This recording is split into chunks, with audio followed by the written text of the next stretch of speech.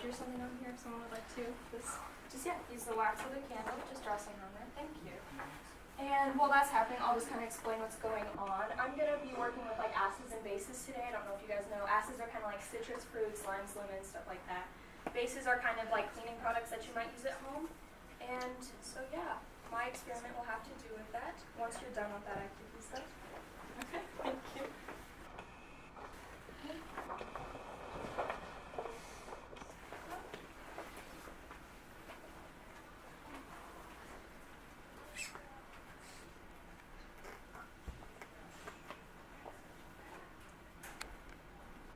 Her assistant isn't here, so I'm standing by just in case.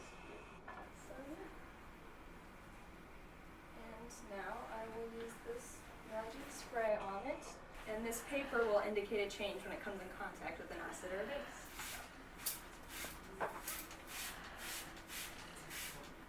Ta-da! And I use cleaning ammonia actually for this, which is a common base, and the paper indicated a change. Yeah.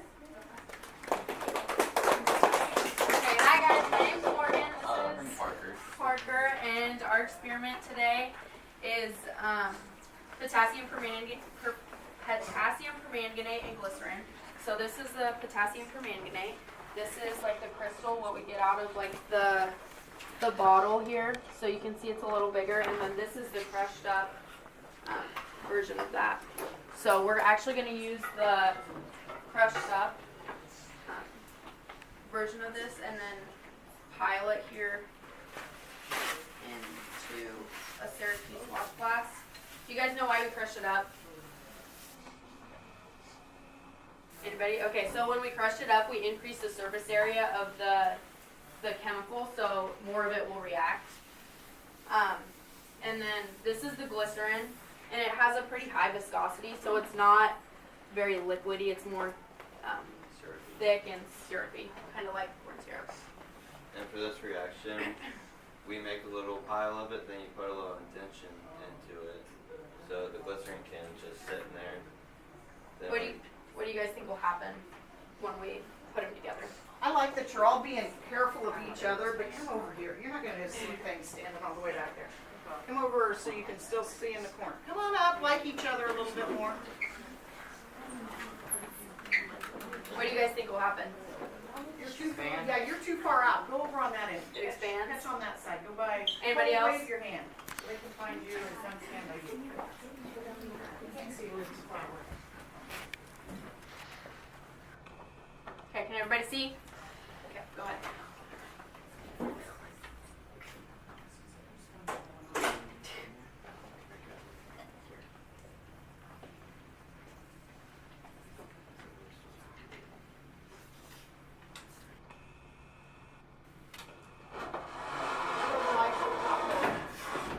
Top switch. Top switch. Okay. Do it one more time. She is. She's a very focused young lady.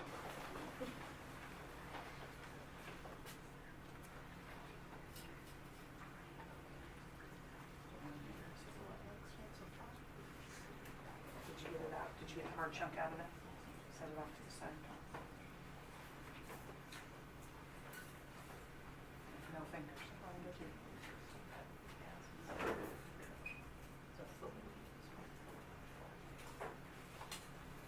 Okay. All right. Here.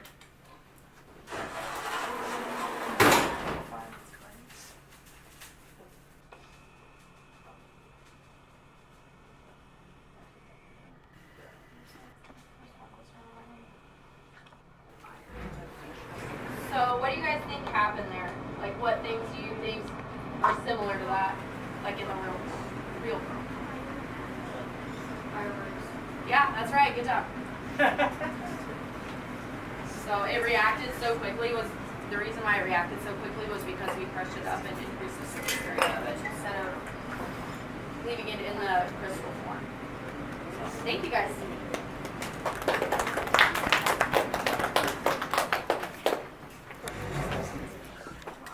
Hi, my name's Ashton. I'm Zach. So So today we're going to try to get this egg into the flask, but it doesn't like to go in that way or this way. So we're going to be using pressure to get him in.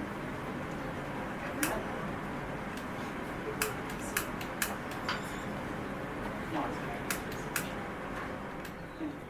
So, here we go.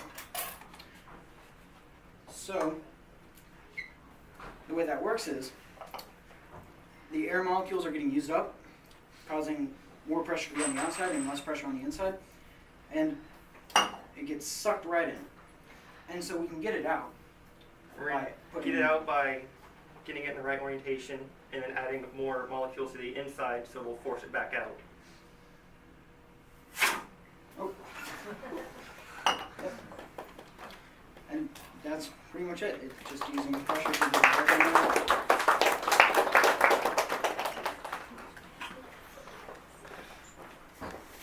Alright, I'm Nathan, this is Chuck, and today we're going to be summoning a string from the use of two mystery chemicals. It is an ancient ritual passed down through our bloodline for millennia, a secret that was sealed away from the church. Our families were both feared and respected, leaders of some societies, yet outcast from others.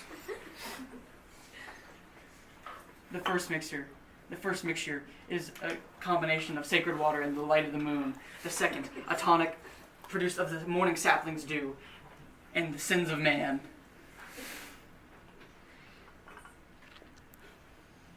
A conglomeration of all the past crimes of humanity. Well, good. Get the small pieces.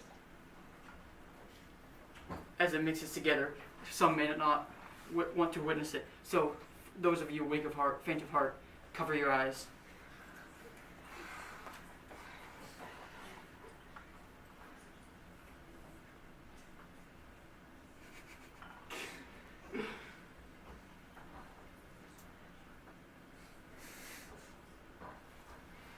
Alright, so basically, I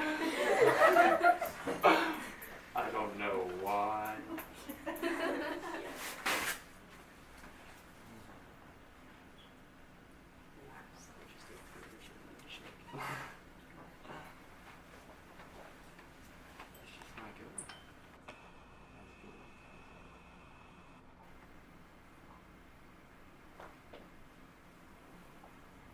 So explain to him what it's supposed to be doing, even though it doesn't seem to be doing it very well. Alright, so what's supposed to be doing is these two chemicals that we mix together, they sit on top of each other because one is less dense than the other.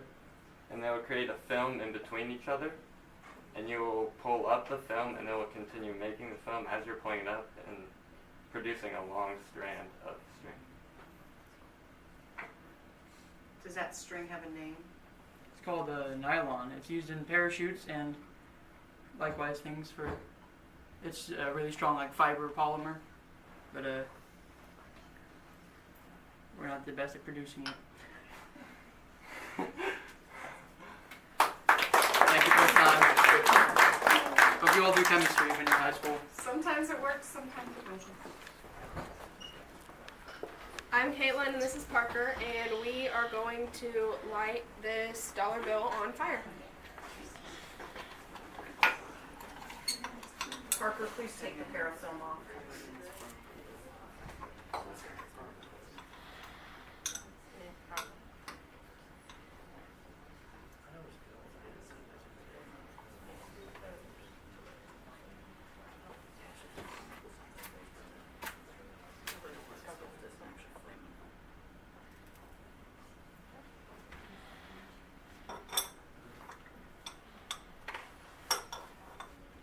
So does anyone know why the dollar isn't actually catching on fire? We'll do it one more time. Yeah. Substance that's dipped in is flammable, but the dollar itself isn't. Right. Does anyone have any ideas what we're dipping the dollar in?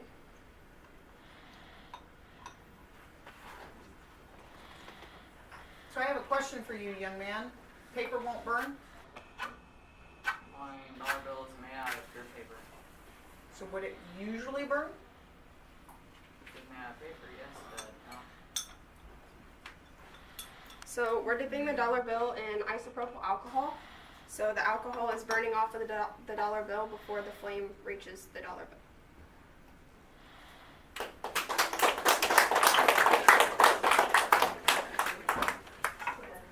But don't ever put your dollar bill near a fire. It will burn.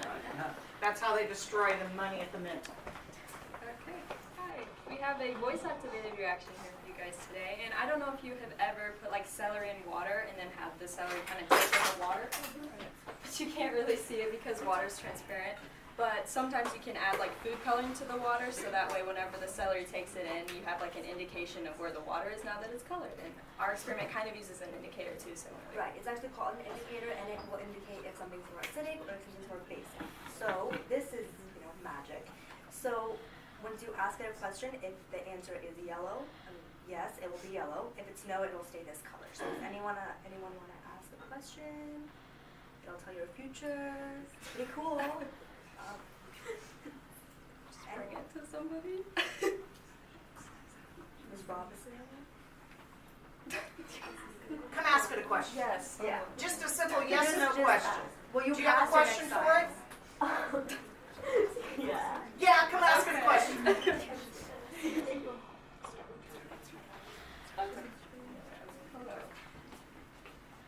Is the Earth flat? You gotta ask it inside, Oh, inside the bottle. is the Earth flat? I think it's a yes. So absolutely accurate. You can see that. And that's it.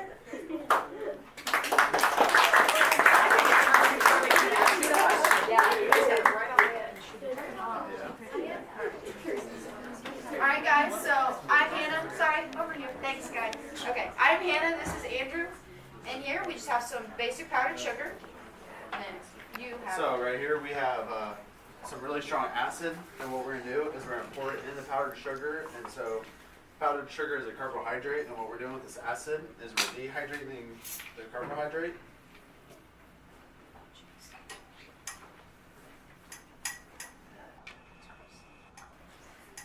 Let me tell you, this stuff doesn't smell very good.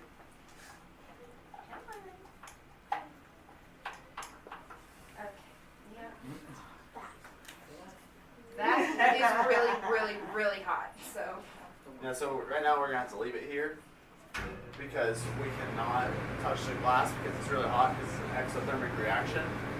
And so since we dehydrated the carbohydrate, what's left? Does anyone know?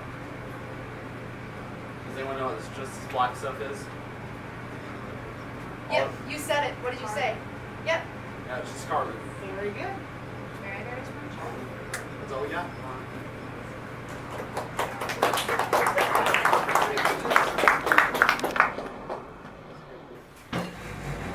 Hi guys, I'm Marina and this is Ian. Today we're going to be demonstrating dragon's breath. Sure. Okay, so by the name of that, can you guys guess what's going to happen? Yeah. So do you guys know why that's happening? Show them again. Maybe they missed it first.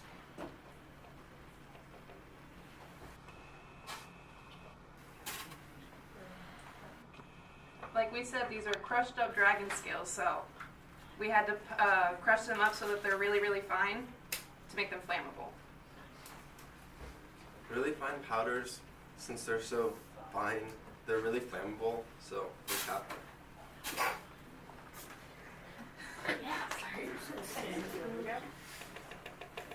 Any other explanation? Any questions? All right, enjoy the next demonstration.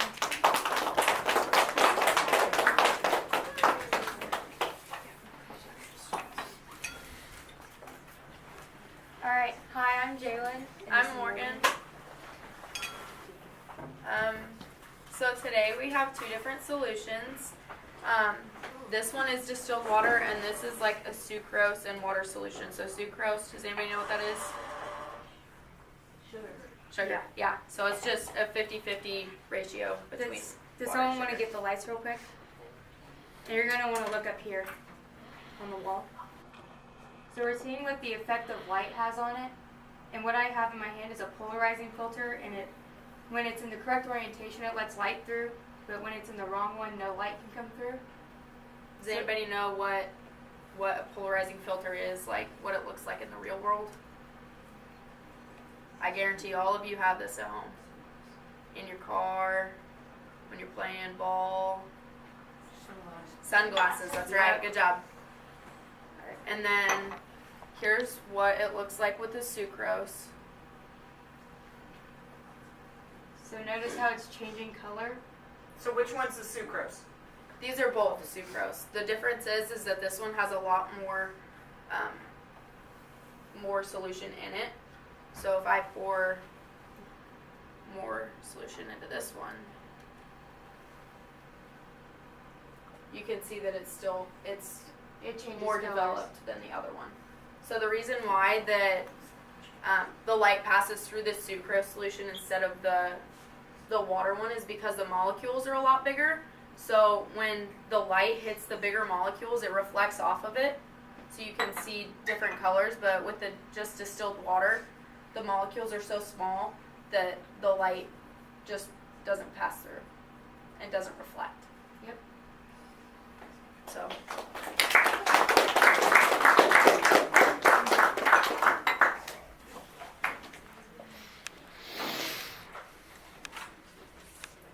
You can turn the lights back on. So for this demonstration, I'm going to turn this ordinary water into wine when I pour it in here, and then strawberry milk when it goes into here. So as I pour the water in there, you can see it's changing substance into the wine. And then when it goes in there, it becomes milk. Does anyone know why this happens? Does it remind you of any other demo that you've seen today?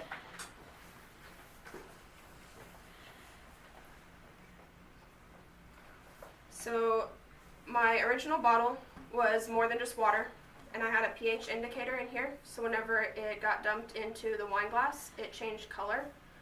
pH indicators are a lot like the test strips that you would dip into your pools to check for chlorine. It changes color, so you know how much chlorine's in there. The pH indicator did the same thing for my water, so it changed color. And then I had another chemical in here that whenever I dumped it in, it created a little bit of a precipitate, making it more of a milky color.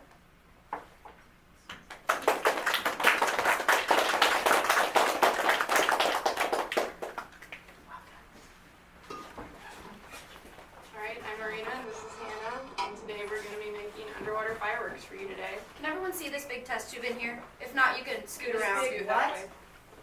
Okay, graduated something. Wrong thing. Not a test tube. Very, very incorrect. Ignore Very what I just said. So can everyone see right here? See my water in the tube? Okay, awesome. Okay, sorry, continue. Okay, so now we're going to add some cleaning solution into my beaker.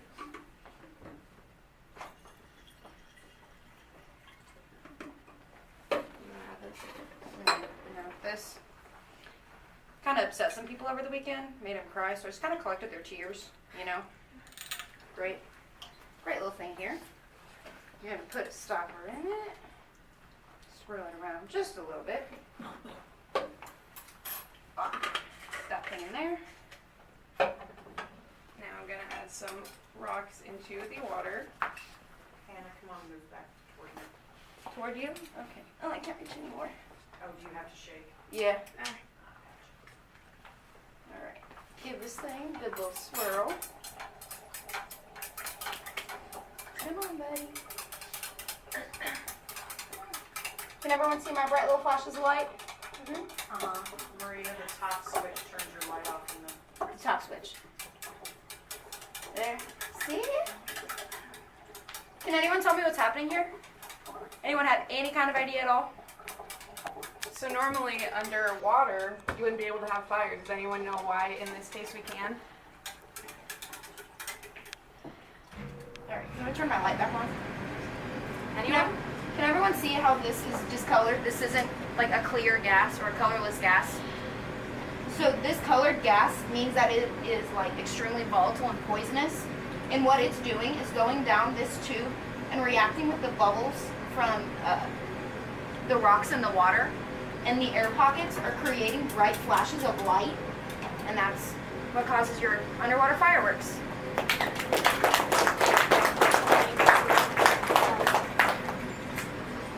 we have to leave because it is. You're gonna have to speak up because we have to leave the video on. Okay. We made some ink with some chemicals in lab actually that we found out works very well on fabric. It really leaves a nice dark stain on it, yeah. So- and we just, oh, this is my favorite shirt. I'm sorry. Hey, no. Oh man. Oh, wow. Wait, it's gone. Hey, stop that. Look, it's gone. You don't even need to be I mad. think I forgot to mention this is actually disappearing ink, and whenever the chemicals react with the carbon dioxide in the air, they just create alcohol and washing soda. So Exactly. yeah, it'll just evaporate and wash out of our This is just, it smells really bad. It smells like nail wash remover.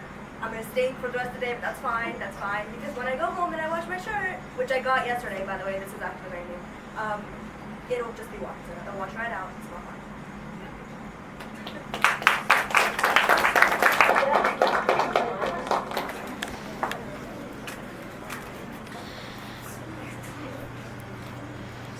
Just a second, Jack.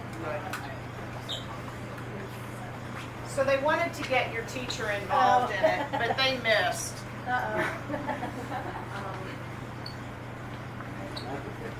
Well, if you're gonna wear the coat, they might as well. right? Otherwise your kids are gonna go, why did they have you put that on?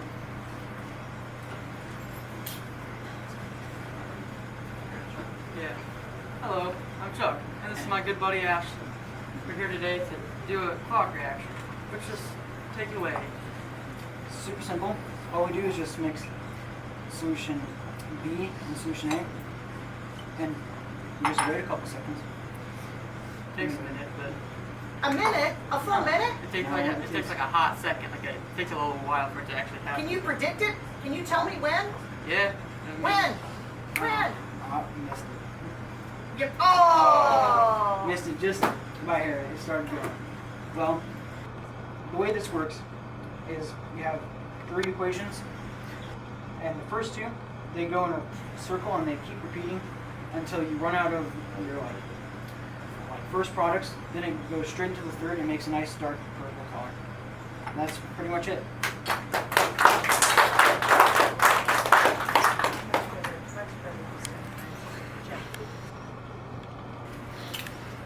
Alright, it's Jalen and Nathan again, and we were rummaging in the lab the other day looking for some lab equipment, and we found this note attached to this little seed here, and it told us if we dropped it in hydrogen peroxide that a magic genie would appear.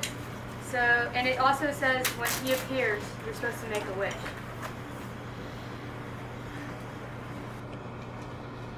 Guys, I think it's working. Do you think it's working? I think it's working. It's coming. Here it comes. Did you wake the genie? Yeah, I think we did. I think we did.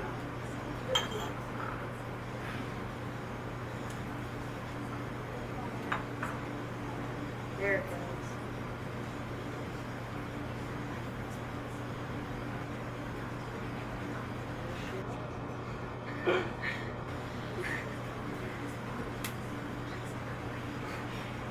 Alright. Alright, so does anyone have any idea how this happened?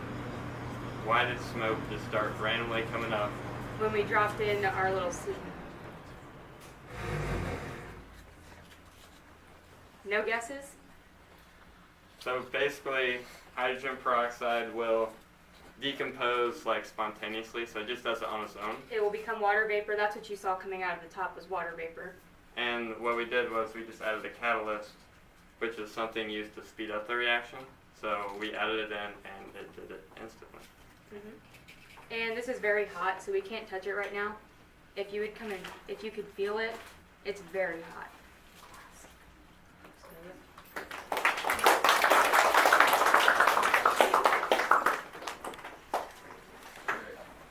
So we're going to be demonstrating flashy bubbles. So we have a solution here. It is soap, water, and a little bit of unicorn tears. Yeah, the huge. And the unicorn tears are used to make the bubbles a little bit stronger.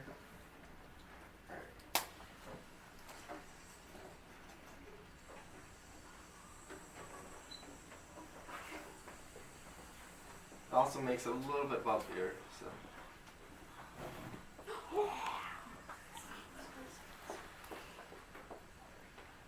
Oh.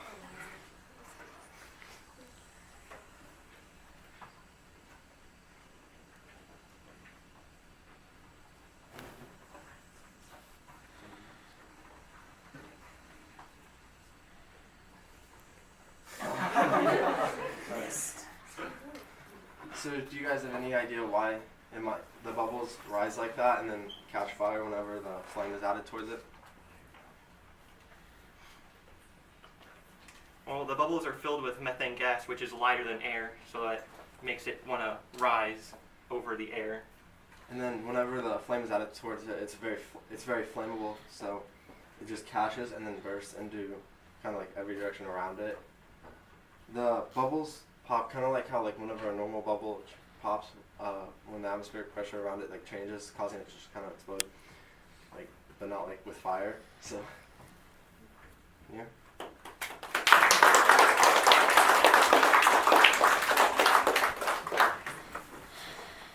So today I'm doing something called the Whoosh Bottle, and it'll kind of represent what happens in an engine. So right now I have some alcohol in there. Are you ready? Let me see the room. And then, so what I'm going to do is I'm going to light this match. I'm going to set it over the top of the bottle, and then, yeah. Somebody has the lights. There we go. Hold on, I broke my match. You're really good at this whole lighting thing, aren't you? You know what? I volunteered to help you, so I realize I'm not being very helpful. Oh my god. You got one match. No, I got Yeah, you're gonna be out of matches. Wait.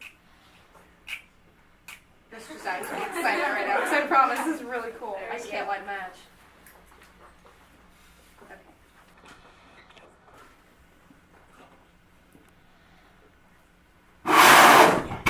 Yes.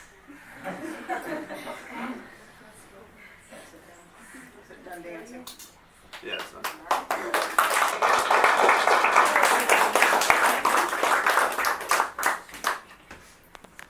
So, does anyone know why I could not do this again? Like right away?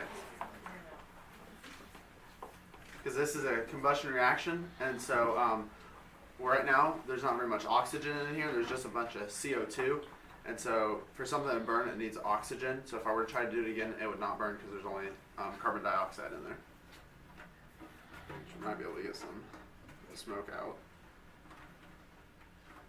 So if you got liquid out now, Andrew, what would that liquid be that's coming out of your bottle? What would come out right now would be water. So if I can get any to come towards the bottom. Someone want to turn the lights on? Thank you. So I can pour some out right now. There's not very much. But if any drops come out, it'd just be water. It would not be alcohol. But, yep.